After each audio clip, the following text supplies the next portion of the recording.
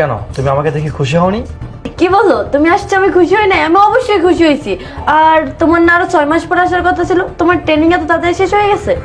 হ্যাঁ, স্যারের একটা প্রবলেম ছিল, এই জন্য আমাদের ট্রেনিংটা 2 মাস পিছিয়ে দিয়েছে। আর ভাবলাম তোমাকে একটা সারপ্রাইজ দিই খুব তাড়াতাড়ি এসে। আচ্ছা, তুমি আমাকে একটা কথা বলবা?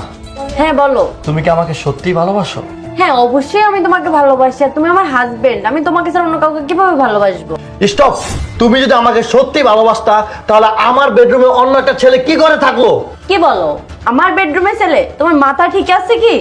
মাথা আমার ঠিকই আছে, কিন্তু তোমার মাথা ঠিক নেই। Just wait.